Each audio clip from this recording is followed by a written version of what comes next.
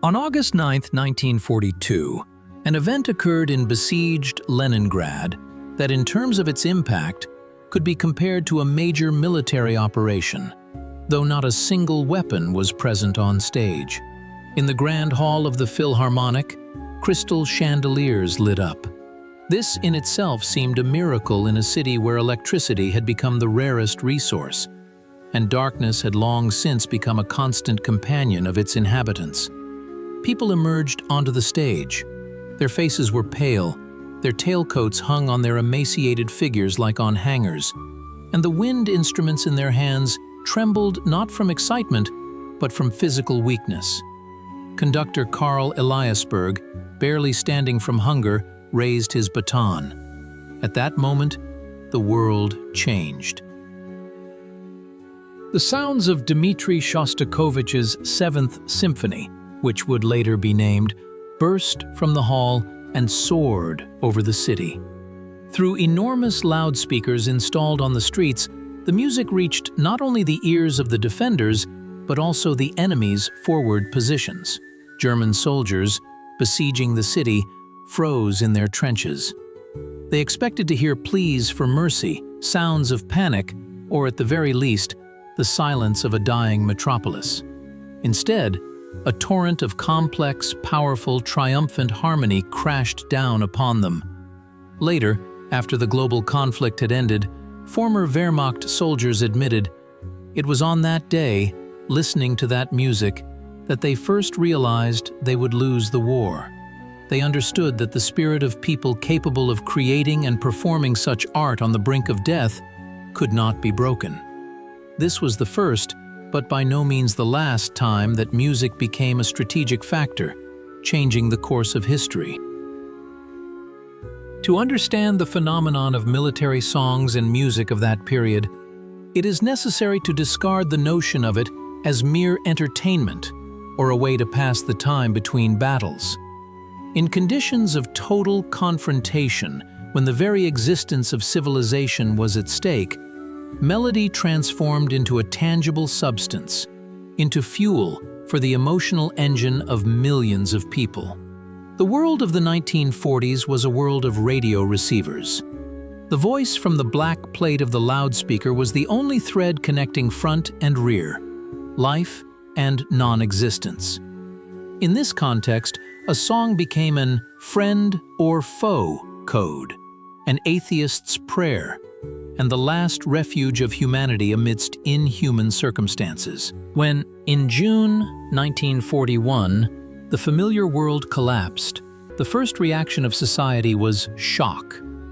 The silence and bewilderment of the first days demanded immediate filling with something that could structure the chaos.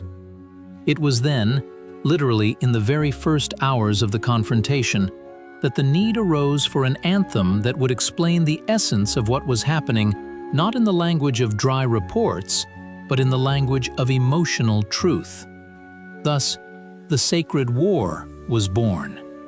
The history of its creation is itself like a legend, but it is absolutely real. The poet Vasily Lebedev-Kumach wrote the text almost instantly, as if recording the dictation of history. The composer Alexander Alexandrov, upon seeing these verses, wrote the music directly on a blackboard with chalk, as there was simply no time to copy the notes onto paper. Already on June 26, 1941, at the Belaruski railway station, from where echelons departed directly into the unknown, the premiere took place. At first, the soldiers listened sitting, out of sync. But as the power of the melody grew, people began to stand up. This was not an order. It was a physiological reaction of the body to a vibration that resonated with a collective sense of duty and anger. The song was requested to be repeated 5 times in a row. With each repetition, shoulders straightened, and in their eyes appeared that very determination that was so lacking in the first, most terrible days of retreat. The Sacred War became the sonic embodiment of mobilization. Its rhythm is the rhythm of marching battalions, the heavy, relentless step of history. This was the first layer of the conflict, expressed in music, external, furious, calling to action. However, war does not consist only of marches and attacks.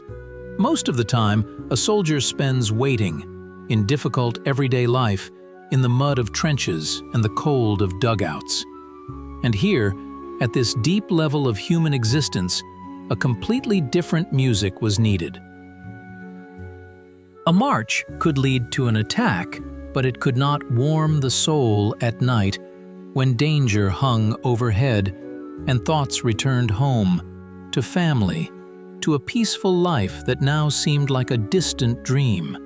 Here, in the second layer of the conflict, the internal, personal, lyrical songs took the stage. The phenomenon of zemlyanka, dugout, is the clearest example of how the intimate became universal. The poet Alexei Surkov did not intend to write a song. He simply wrote a letter to his wife after a difficult escape from encirclement near Istra. The text was imbued with a sense of life's fragility. Quote 1. When the composer Konstantin Listov set these lines to music, the result was a piece of such piercing melancholy that official censors tried to ban it. It seemed to them that mentioning the proximity of the end would demoralize the soldiers, that a Soviet soldier should not be sad. But the opposite happened. Soldiers copied the words by hand, passed them from mouth to mouth. The song became the unofficial anthem of trench truth. It told the soldier, "Your fear is normal. Your homesickness is what makes you human, not a machine." It was the desire to return to the one who was waiting that made people fight with renewed vigor. It proved impossible to ban. Quote 2. It already lived in the hearts of millions. During the same period, an amazing metamorphosis occurred with the song Quote 3. Written in peacetime in the late 1930s, it suddenly acquired a new, formidable meaning. Soldiers assigned the name of the affectionate girl, emerging onto a steep bank, to the most terrifying weapon of that time: multiple rocket launchers. This paradox, the combination of the tenderest female image and the destructive power of artillery, perfectly illustrates the psychology of the defender.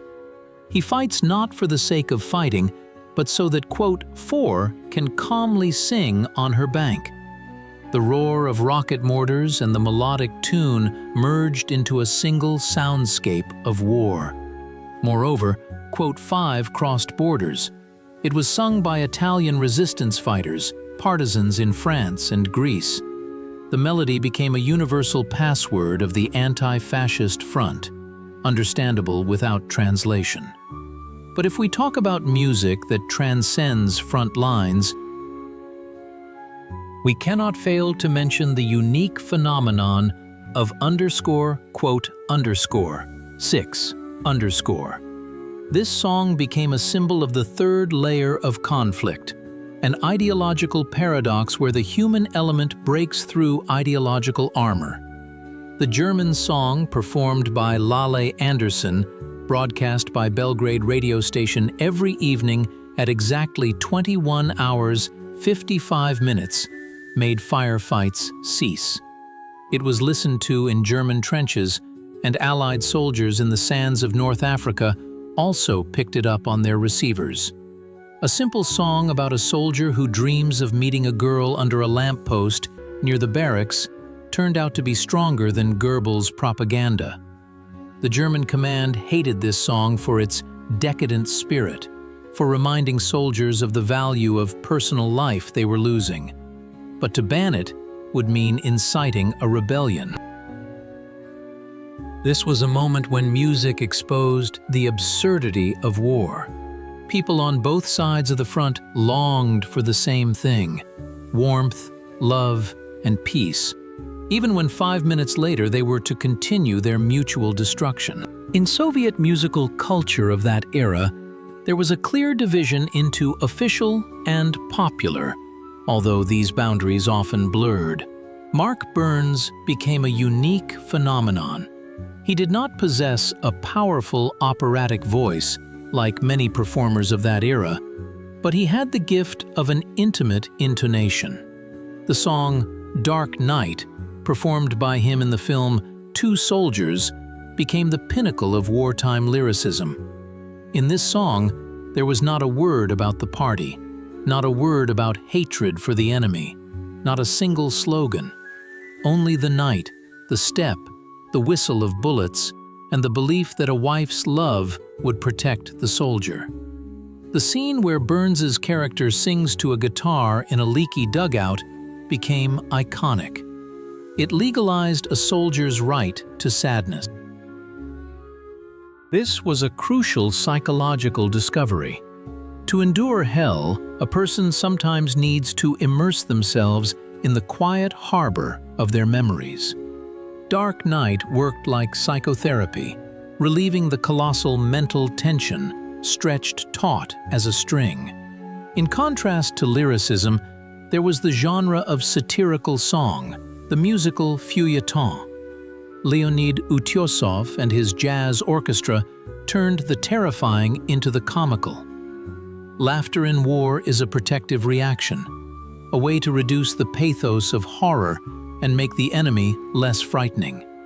Songs like Baron von der Pschick desacralized the image of the invincible German machine, turning the invaders into caricatured characters. When you laugh at the enemy, you stop being paralyzed by them.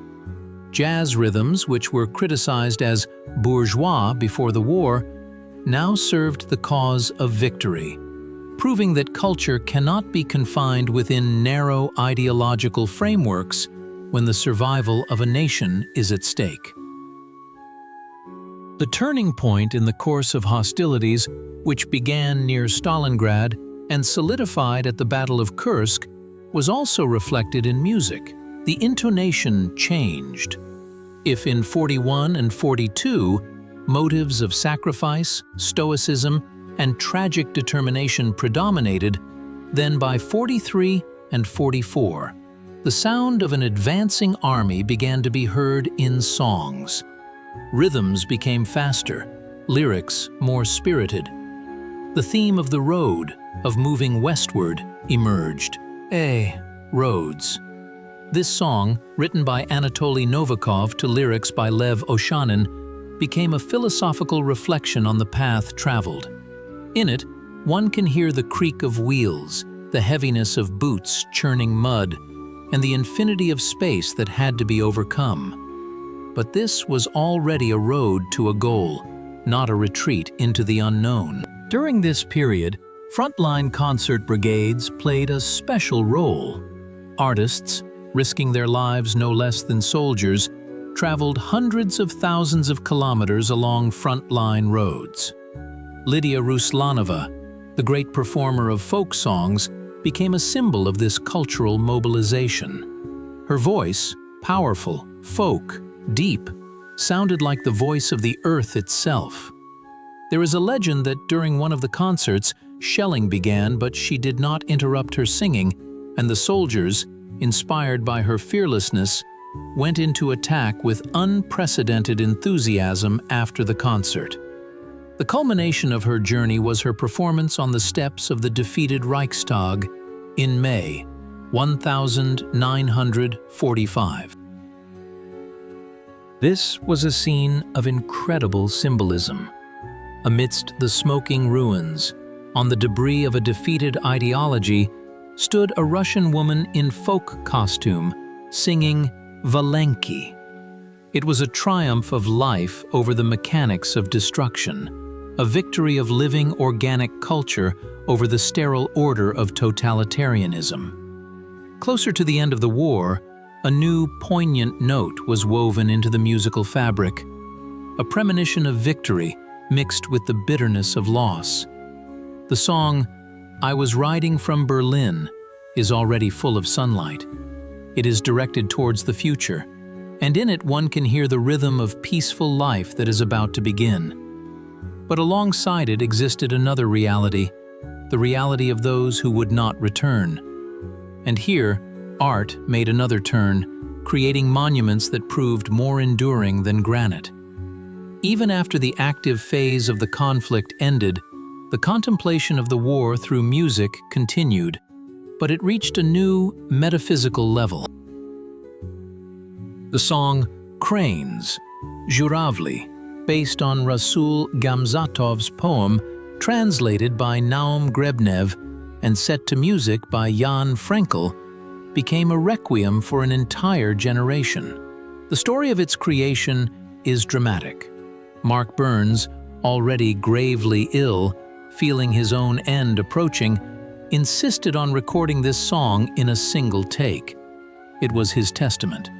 The image of soldiers who did not go into the earth but transformed into white cranes changed the very culture of memory.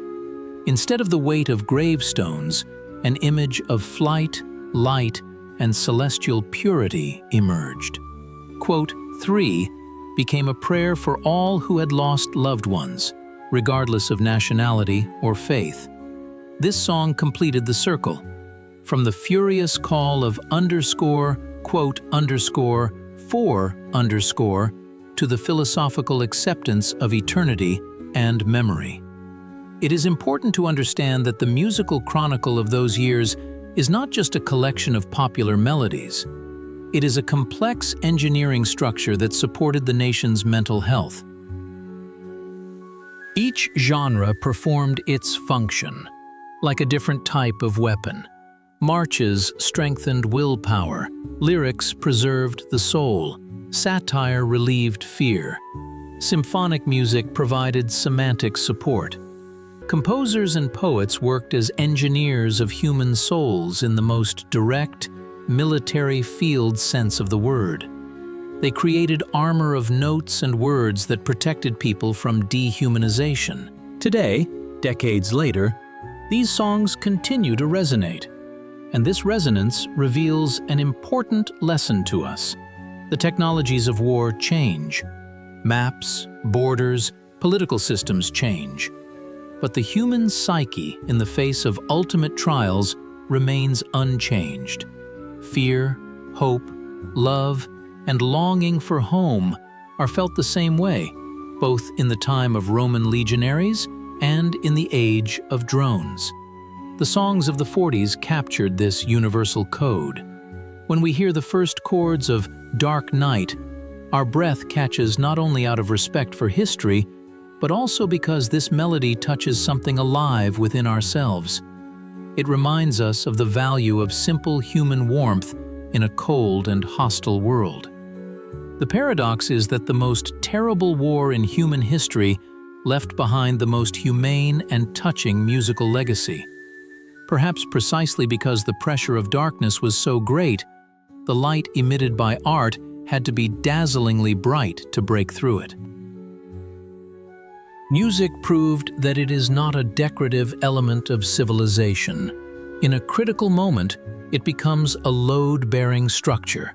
Without music, without the ability to express the inexpressible through harmony, a person breaks much faster than under the influence of physical deprivations.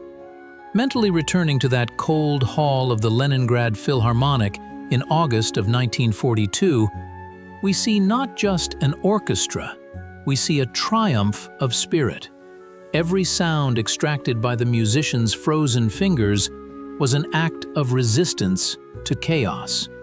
When the music faded, silence fell. But it was a different kind of silence. Not the silence of fear, but a silence filled with dignity.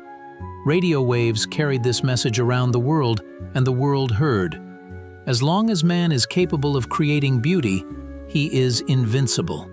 The violin proved stronger than the cannon because the cannon can only end life, while the violin can imbue it with meaning that will outlast both the shooter and the war itself. This is the great mystery of wartime music. Born in the flames of destruction, it was created not for death, but for life, asserting its right to existence with every beat, every sigh, every sung line. This music became the bridge over which humanity was able to cross the abyss and not fall into it completely. And as long as these songs play, the bridge stands, reminding us of the price paid for the right to simply live, love, and hear music. The echo of those events does not fade, it simply shifts to other frequencies, becoming part of our cultural code, an invisible but strong foundation upon which our current perception of the world rests. The songs of that era possess an amazing property. They do not age. Unlike newsreels, which over time become grainy and black and white history, a melody remains colorful and vibrant. It happens here and now, every time someone presses play or picks up a guitar. It is a living connection of times, a portal allowing one to feel, for a few minutes, what people in greatcoats felt. We cannot share with them the cold of the trenches, but we can share with them the emotion that helped them endure. And in this shared experience lies the most powerful inoculation against oblivion. Art transformed pain into beauty and fear into hope, leaving us not only a chronicle of victories, but also a textbook of humanity, written on a musical staff. If one traces the path from the first anxious chords of 41 to the triumphant and simultaneously sad melodies of 45, we will see the evolution not just of music, but the evolution of national consciousness. From bewilderment to fury, from fury to deep, focused work, from work to weary triumph. Each song is a notch on the timeline, recording the state of mind of an entire generation. And the fact that we still sing these songs indicates that this evolution is not over. We still learn from them courage, loyalty, and the ability to keep the light within ourselves, even when the most impenetrable darkness gathers around. This is the main testament passed down to us through decades. Music is not what we hear, it is what saves us. Thus, the history of music during a global conflict is a story of how the fragile triumphs over the solid, how invisible air vibrations turn out to be stronger than steel and concrete. It is a reminder that any war has two dimensions: the physical, where calibers and tons decide, and the metaphysical, where meanings and symbols decide. And if in the physical dimension victory is achieved by destroying the enemy's strength, then in the metaphysical, by asserting one's truth and humanity. The songs won their war because they preserved the human in man. And this victory, perhaps, is even more important than all territorial and political acquisitions, because territories can be lost or redrawn, but the spirit, captured in music, remains an untouched reserve of eternity. The soundscape of that era remains with us like a tuning fork. In moments of crises and trials, people instinctively seek music that resonates with their anxieties and hopes, and often find it precisely in that old repertoire. Because there is no falsehood there, each word is paid for at the highest price.